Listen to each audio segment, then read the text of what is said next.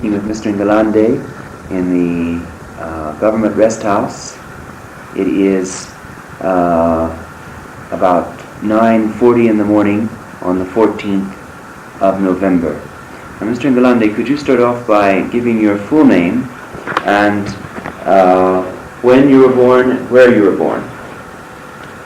My full name is Aaron Ngalande. I was born in Kabemba village in Msonweji in the Kasempa district, in Chief Kasempa's area. I was born in 1924. Can you tell me then anything about your father and approximately when he was born? Did he ever tell you approximately? Any idea at all?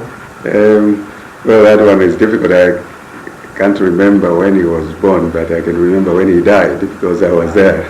Right, yes. My father was also born in Kabemba village. From what I gathered, they lived in Larafuta, and after moving from in various places, they came to Musonweji, where I was born. My mother, Mandona, her name was Mandona. She was born at Musakabantu village, and her father was Sukamanga. Later on, he became headman in Kungamina. So when my father and mother married, they went to stay at Kabemba village. Now, my father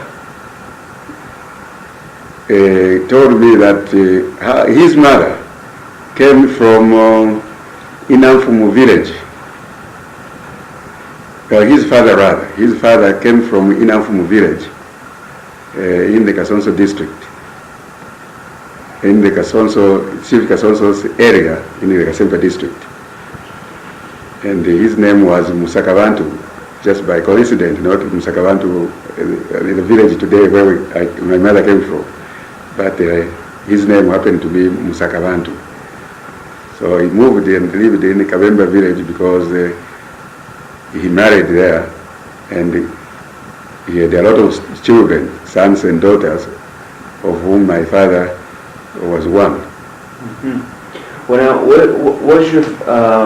what did your father tell you? Did he tell you any stories about the early white men, the missionaries, government officials, and did he have any relationship with them at all? Yes. My father had a lot of connections with the first white men. He told me when he was young, he first of all went to work in Lubumbashi, which is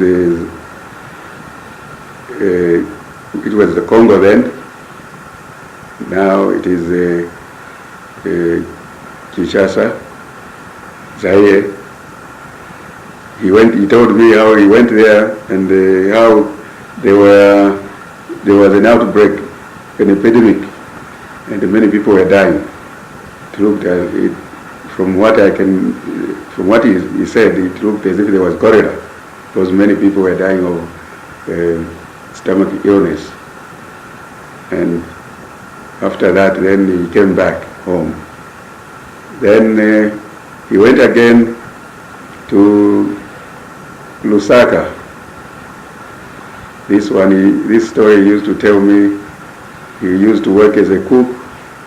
Then later on he worked as a shopkeeper assistant with a certain man. He used to call him Korombeki.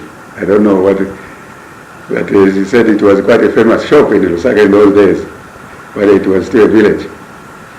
And he also went to Masatunya, which is now Livingstone. And after working for many years, he heard that there were missionaries at home. And They were preaching the word of God and they were teaching people how to read and write. So he went back home to join the school there, the mission school.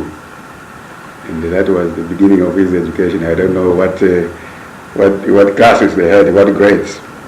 But he started learning, but he was also a good cook. He had learned to cook. So he was partly learning and partly cooking for the missionaries. And when they considered that he had sufficiently learned to read and to write, he became, he was appointed a local evangelist. He started preaching. Then, now, may I ask you, well, by the time he started his education then, was he married and were you born yet? He was married, but I wasn't born yet. Oh, I see. He was married to my mother, and I wasn't born yet. I see. Then later on, when after working for the missionaries, because I remember he told me, he used to tell me a very interesting story. There was a certain man, a teacher, I think he came from South Africa, an African. He used to remember this man for his being very cruel. He was very cruel, he was very harsh, he had very harsh discipline. He used to beat up the boys. And I remember he told us a story that this man, who was called Mr. Hind, he used even to resort to beating the boys with sticks. And in one case, he even stabbed one of the boys with a knife on the head. And because he was afraid the boy might go and report it to the missionary, he brought a kind of wax and he passed it on the wound to try to hide it. But the thing got swollen up and it was discovered, and then he was sent back to South Africa or wherever he came from. So that was one of the stories he used to tell us. Said there were some very harsh teachers. Yeah. Did he tell you anything about the first people at the Boma? The foundation of the Boma in December? No, my father was mainly connected with the missionaries, because he moved a lot with the missionaries. They even used to go to Angola to bring up some missionaries who came probably by Rwanda by boat. Then they had to meet them and then walk through the forest coming to Mukinge. Before they moved to Mukinge, it was at Msonweji. Yes, that's where they... Well, now you were getting ready to tell me something else about your father, and a letter from the mission, I believe. Yes, I was just saying that one of the records that I have, fortunately, which I have kept, is a sort of certificate which entitled my father to teach in those days. It is dated the 1st of January 1928. My father was given this certificate which entitled him to teach as a village school teacher. And this was signed by Mr. C.S. Foster, Reverend Foster, who was the missionary in charge there. Well, could you just read the certificate? It sounds rather interesting, actually. Yes, this is the address was South Africa General Mission, Mukinge Hill Mission Station, January 1st, 1928, to whom it may concern. This is to certify that Ngalande of Kabemba village is deemed qualified at the present time to have charge of a village school. In the absence of a training school, no conditions have been laid down with regard to educational attainments in the length of training for native teachers. The mission is quite satisfied as to the bearer's moral character. Signed, C.S. Foster, missionary in charge. So you see, this was the sort of, he was entitled to teach as a village school teacher. And it was during this time, this was in 1928, I was already born. So I must have been very small while my father was teaching. Well, now, did your father have any chance for additional training later to learn English and so forth, or was that it? No, not any formal education. He, apart from what he was learning, either while he was cooking for the missionaries or while he was doing some training at the Bible school, he didn't have any actual formal education as such. Fine. Well, let me just ask you now, just very briefly, about your own family, just as for biographical data. When you were first married, your children, and so forth. Yes. Would you like to say something about your own family? Yes, because after that, perhaps would you like me to just continue from after I was born? Oh, yeah, let's eliminate that question. We'll add that in later. Let's take your education, maybe when you were a small boy. Yes. Then we'll later come to your family. Yes, yes, because as you can see, my father was teaching, so it was easy for me to go to school. Right. Although I didn't, the school of that time, at that time, let's call it a school. My father was both a local preacher and teaching. And I do remember because Mr. Musompo, Ezekiel Musompo, they were stationed together, so there were two of them. In this Kabemba village? Yeah, in Kabemba village, yes. At Musonwich. Yes. So I started going to school there. I can't remember the year, but it must have been 1930s. I started going to school, learning how to read and write. How old would you think you have been? Would you have been very big? Well, no, I think I must have been very small. Very small? Yes. Because I do remember sometimes I didn't go to that school. My father used to be annoyed with me. I used to go and play, to go off and play. Oh. So in the evening, my father would ask me where I'd been. I say, well, I went around chasing birds or doing something like that. I said, no, you better come to school. I must have been very small then. So when I, later on, I started to grow up and I started to take things seriously.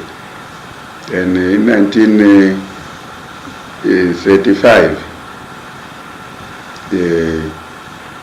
my father decided that I should go to the mission, to Mukinge Mission School, as a boarder. But it was difficult because we were very far away. We were 70 miles at Kabemba, is 70 miles from Mukinge Mission, so I couldn't walk there. I was very small.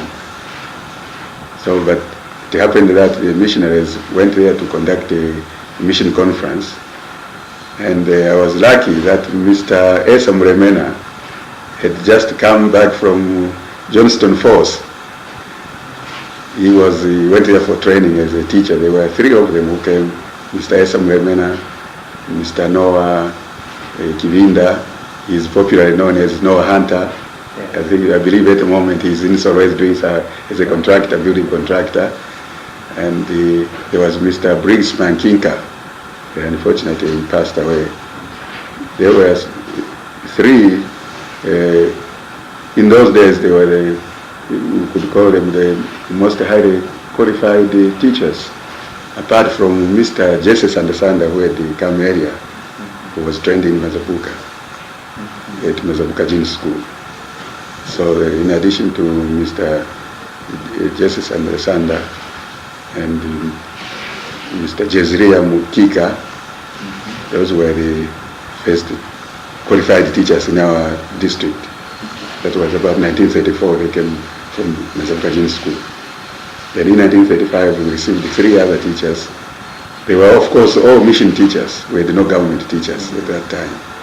So I was lucky that Mr. Mremena went to Kabemba to attend this conference where he had just arrived.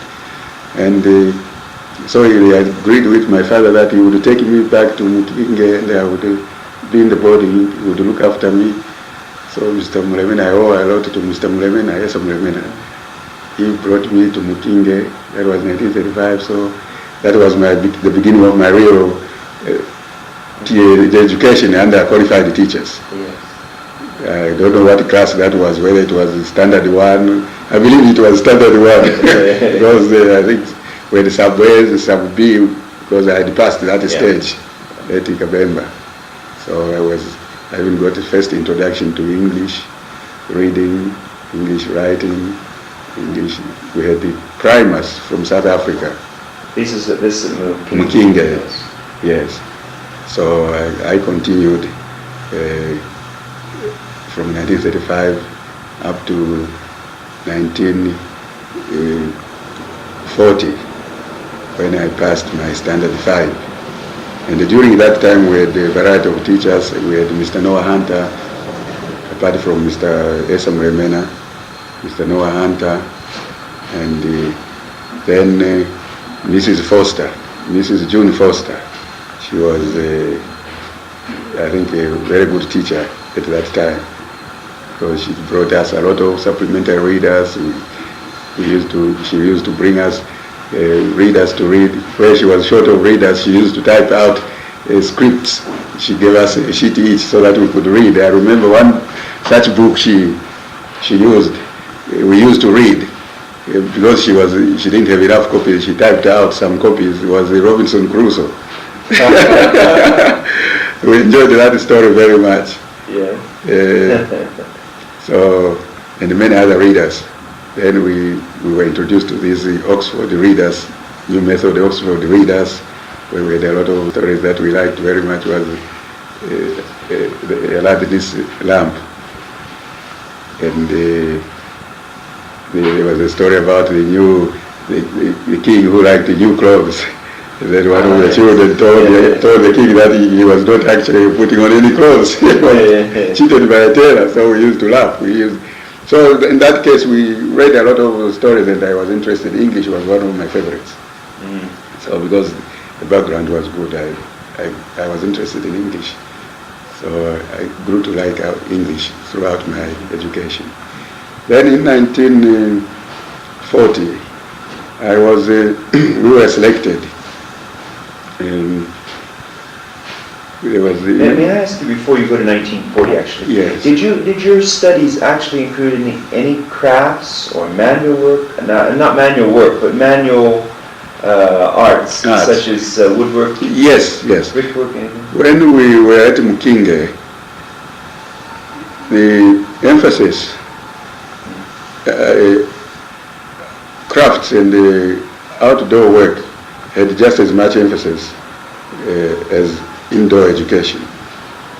Because each time we used to go, before we went to classes, we had to go out, say from 7 in the morning up to about 9 or 10 in the morning. Was that just... We used to go out, those of us who were older, they used to go to the workshop. We used to collect some logs and saw them into planks, and the bigger boys used to go and make some furniture in the carpentry workshop.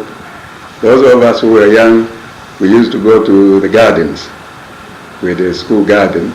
It was for the mission, but we used to get some vegetables from there. Mrs. Foster was very good at that. She used to take us to the vegetable gardens to work there, and each time when we were going back home, she used to pick up some fruits and some vegetables. We took baskets of these to our compound, because we used to cook for ourselves. And some of the bigger boys used to go to work as bricklaying with Mr. Stevenson. John Stevenson was very good at that. So he used to pick up the big boys, and he started doing some carpentry, some buildings, and we used to carry some bricks from here, from Kasempa here. We used to carry them on our heads. And Mr. John Stevenson was very, what you might call a very handy man. We had even a small printing press. We used to print some simple scriptures. And I do remember Mr. Mukima was very good. When he came back from Mazabuka also, he taught for a while at the Mukinge mission, and he was also interested in this printing press. So Mr. Mukima used to take us there. He used to show us how to print. Mr. Mujatwanga became very good at it. So he was a favorite to Mr. John Stevenson, Mr. Rupaika Mujatwanga, who is now headman in Ruvinga. Oh. He's also since retired. He's a retired officer. Uh-huh. He used to be very good at his printing press, our local press. So we used to manage to print some local scripture notes and some stories, simple books. Well, now in this period before 1940, before you changed your education slightly, did you have girls in the school? Were girls getting any education, or was it a separate school or no school? Or? Yes, we had some girls. In fact, the school at Mkingi was running side by side. There was a girls section. They were also learning. I don't remember, my sister was there, Jane Kafumukache. She was also learning there with several other girls. And we boys had our own section. So the school was running side by side. We used to meet only on Sundays. Miss Foreman, J.C. Foreman, used to look after the girls, and she used to teach them. They also qualified, some of them, but the highest class we could go up to was Standard 4. Mm-hmm. Well, now, you've mentioned girls in the school.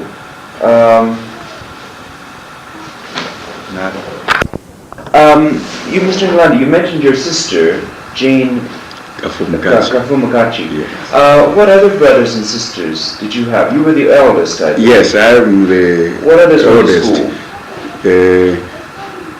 Then I had my sister Jane Kafumukachi and Elizabeth Yamba. Those were my two sisters. Then I had brothers. I have a brother, Matia Ngalande, who is now, has been in politics for a long time. He's now a diplomat.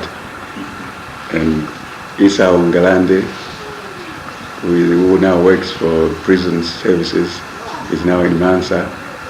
And we had Benjamin Ngalande, who works for the Zambia Defense Forces. I believe he is now somewhere in Mansa in Luapula province. And the last born is Grady Ngalande. He is working in Lusaka for a certain firm. And so there were 7 of us. We had only 2 girls, and there were 4 of us boys. Of those, all are alive except Mrs. Yamba, who is dead. But your father made sure all of you finished school then? Yes. Yes, we were fortunate. I think we were very fortunate, because this is another thing he used to tell me. He said that after I was born, he went off to work again for a spell in Lusaka. But because of me, he wanted me to go to school. So that's when he came back and he started teaching in a local school. And he said, for my sake, he stayed at home so that I could go to school. Because otherwise, if he had gone off to the towns, I wasn't going to go to school. So I think we were lucky that our father was a local preacher and a local teacher. So all of us had his access to the local school. And we all went through. Yes, well, that's very interesting. It sounds like you were very fortunate. Yes. Your father was so interested. Anyway, now I've stopped you when you were going to mention after you left Mukingi and how you went for your teacher training and higher education. Yes. Would you like to go on? Well, I think perhaps I might... Sorry, now I interrupted you once again. Yes. One thing I would like to mention is, well, I've said from that time I went to school up to... But it was not, in those days it was not easy to go to school.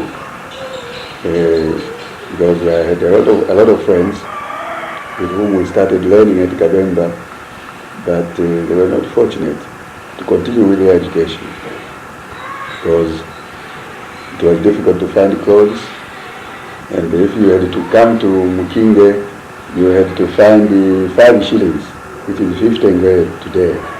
That was our school fees. It was both school fees and boarding fees.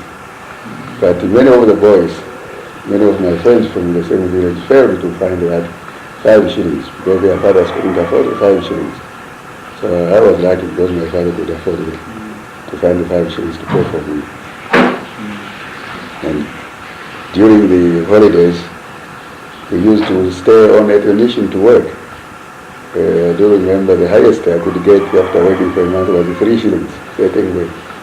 30 Ngwe, 3 shillings 3 shillings for the whole month, yes. of work. Yes. Well, that was the pay for that time because the old people were getting 6 shillings. Yeah. So we schoolboys were paid 3 shillings. So that was it. You had to walk all the way after school closed. We had to walk back home, and we used to have 2 terms only. If the schools opened in August or September, we didn't close until December. And then we went back home for a month. We didn't come back until February or March. But there was a lot to eat, you see. We had to wait for the new crop. So we had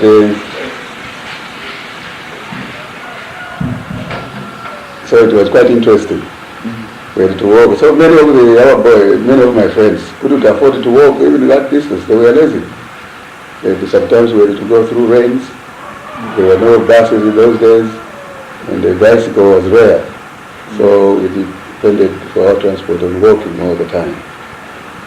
So that, some of these difficulties, caused a lot of our friends, my friends, to drop out. I remember some of them were very good. They were very intelligent. I remember one of my friends some of my friends were Mateo Mukimwa and Petro Mwendera and several others. They were quite intelligent. They could have come up together with me to the mission school, but they failed because their fathers couldn't afford to find the 5 shillings. So they dropped out and they went to the mines to work as garden boys or domestic servants, and they just ended up like that. So in my case, I stuck on until 1940 when I completed my Standard 5. But because we had no Standard 6 class, we were selected. There were several of us. I do remember there was Mr. The late White Kafumukache, who unfortunately passed away. There was Botman Kafumukache. There was Williamson Kansakara. There was Professor Kampemba. There was Mr. Noah Murundano, who unfortunately just passed away last weekend on retirement. So there were about 6 of us who were selected to go to Munari or Charimbani to complete our primary education. And as I said, in those days there were no buses. So we walked from Kasempa. It took us 5 days to reach Solwezi. We used bush paths, we used the road. When it was very hot, we went out with bush paths. So that it took us 5 days. We had to carry our own food. But I do remember spending a night in one village. The people there were very good. And don't forget, in those days it was not easy to travel for young boys to travel all by themselves a long distance like that. But we had a few older boys like Botman Kafumukache and the White Kafumukache, the Thompson Kansakara. Those were older than ourselves. And they looked after us all the way. We carried the small luggage, but we carried the big luggage and with all the food we needed on the way until we reached Solwezi. And at that time, Solwezi was not a bomber, it was just a postal station. The late Simon Chibanza was the officer in charge. He had mail runners who used to take mails, to bring mails to Kasempa on bicycles, and some used to walk to Mwenelunga taking the mail bags. So Mr. Simon Chibanza was the officer in charge. So when we arrived there, we reported to him that we were going to school, if there was any lorry, and he was very kind to us. He gave us plenty of food, he looked after us, and then fortunately, Mr. Robinson used to have a store both at Kasempa and at Solwezi, but we used to bring some goods at Solwezi. So Mr.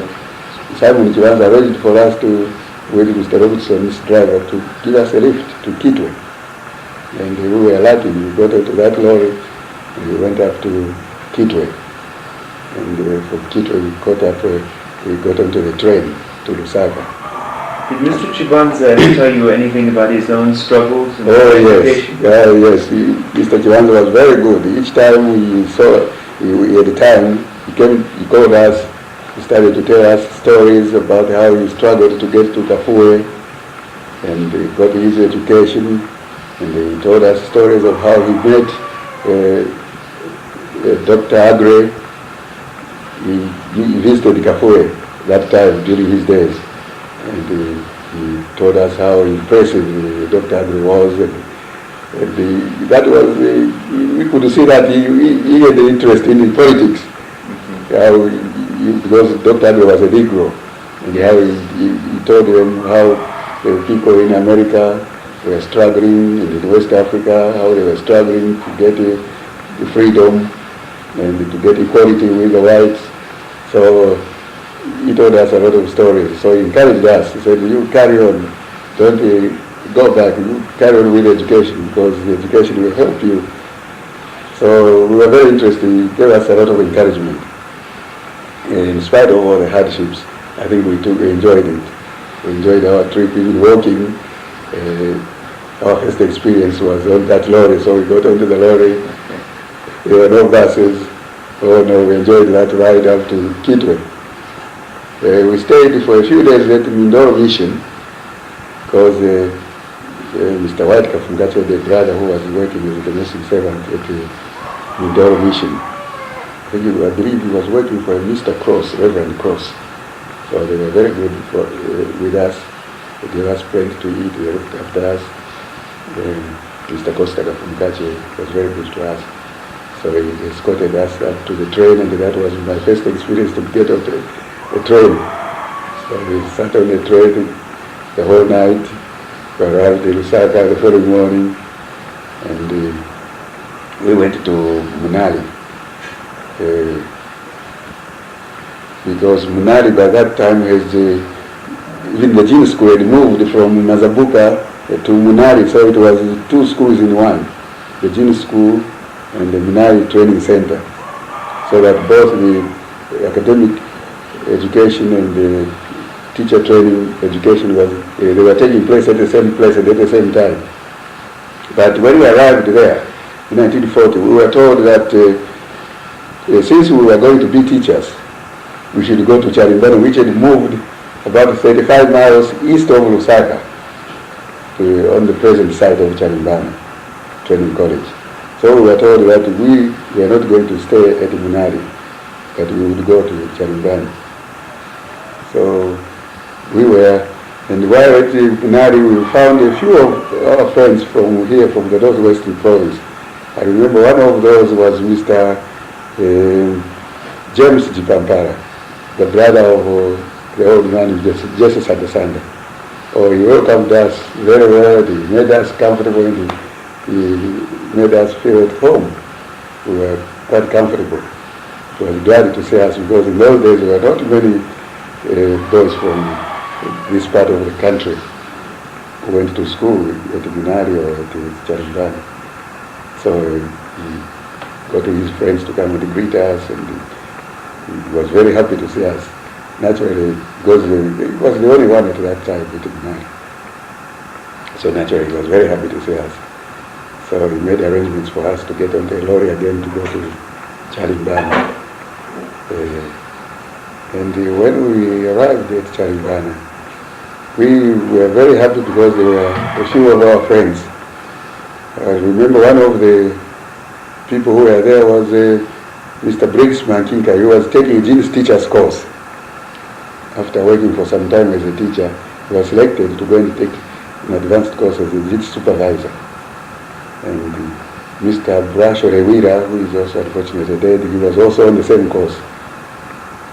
And there were several others who had gone before us. And one of them was Mr. Soropi Maura. He was also taking the teacher's course. Mr. April Kilipe, I think he is nearing his retirement. I don't know why he hasn't retired. He was one of the first to train at Charimbana. And Mr. Daniel Tongatonga, who is now, I think, one of the local courts presidents. He was one of the first teachers. He was also taking his course. So they was quite, we were happy, we were surprised to find there were a lot of our men from here, from Gasempa and Solwezi. So we were quite at home. We were made quite comfortable. We were welcomed, and we were made to feel quite at home. And one of the things that we discovered was that in the JIT school, there was no school. At JIT school, there was no school, there were no dormitories. We had to do everything ourselves. We had to build up everything ourselves. Build the school? Yes, we had to build the school. So what happened was, half the day we were out working, and half the day we were in class. In the mornings, we were in the classes. We just built shelters. We were living in shelter, grass shelters. In the afternoon, we went out in groups somewhere on brick making. We were making bricks. We were burning bricks. Some were doing actual buildings with the bricks which were already made. Others went to a carpentry shop to make our own beds, our own furniture. Because we were given planks, we say, well, there are no beds. You make your own beds. So when I look back on that, I think that was very good. And we felt happy, we felt proud because we built up the school ourselves. We built up the dormitories ourselves. We made all the furniture ourselves. And so we liked it. And, because we had made the furniture ourselves, so we treasured them more than if we were issued with the furniture from the stores. So that we continued 1940. And there was a crash program.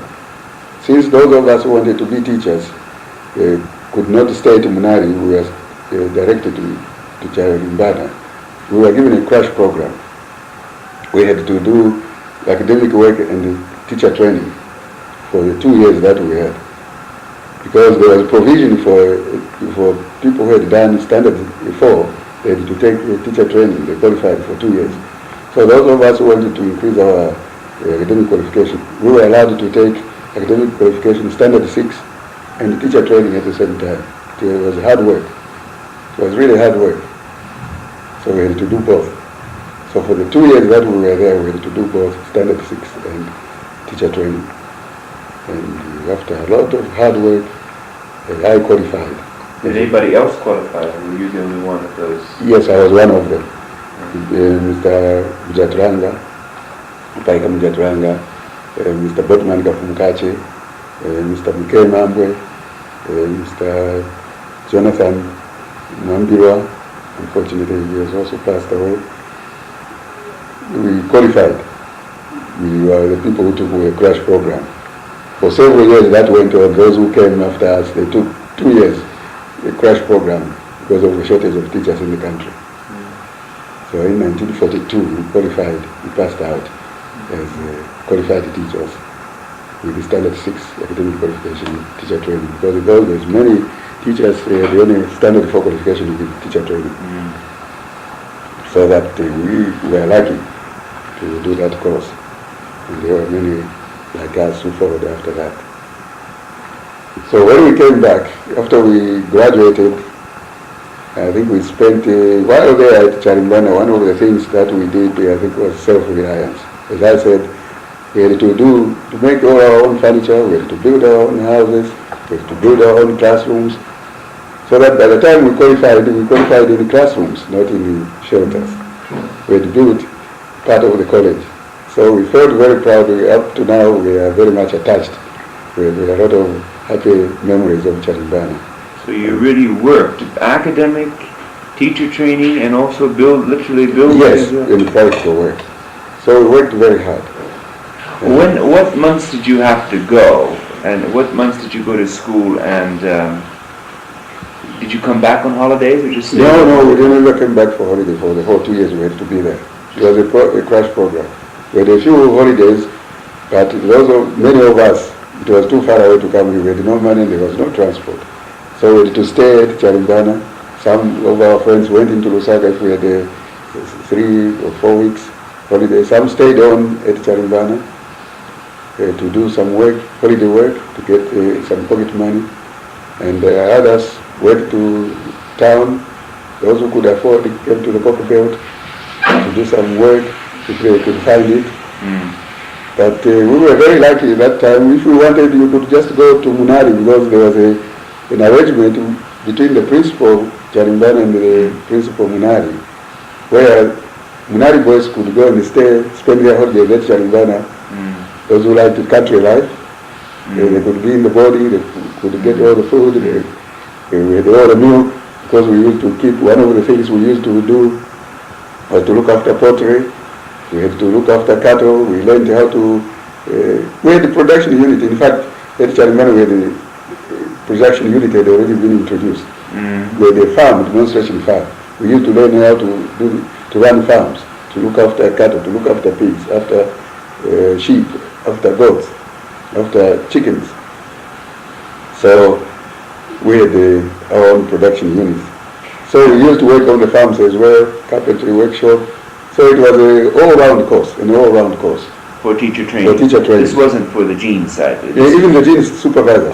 We used to work exactly the same. Together? We used to take exactly the same course, except when we were in classes. They had their own different classes. But now you people were not, none of you were married at the time? No. Some of the genes teachers were? Some of the genes teachers had their wives. But all of us who were doing teacher training, which was called the private school teachers course, we were not married. Some of the genes teachers, supervisors, were married. Most of them actually, because even their wives were also taking courses. A domestic science course. Mrs. Robertson was very good, the principal's wife, and there was Miss Cartwright. Miss Cartwright was also very good. They had their own classes.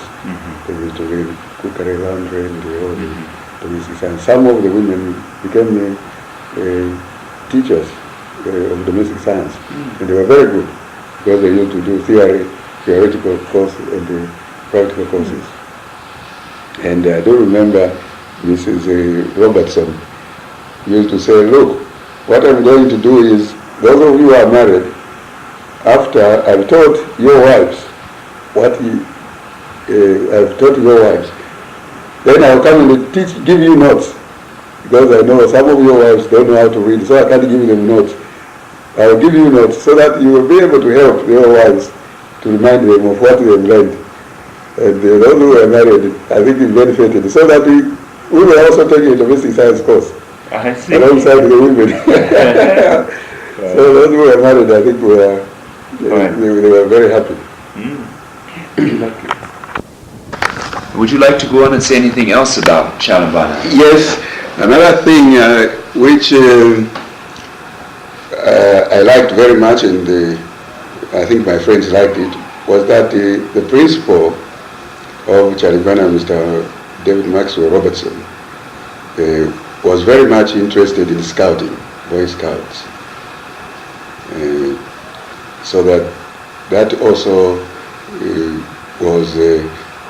took a great deal of our interest. Those of us who were interested, we joined the Boy Scouts or Rover Scouts.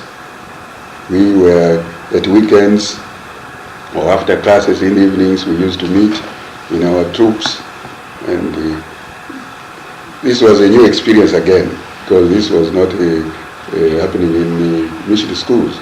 So when we went to Charimbana, we were introduced to the new idea of Boy Scouts.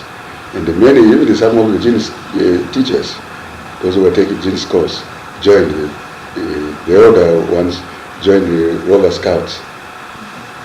And those of us who were young, joined the Boy Scouts. Oh, we were very happy.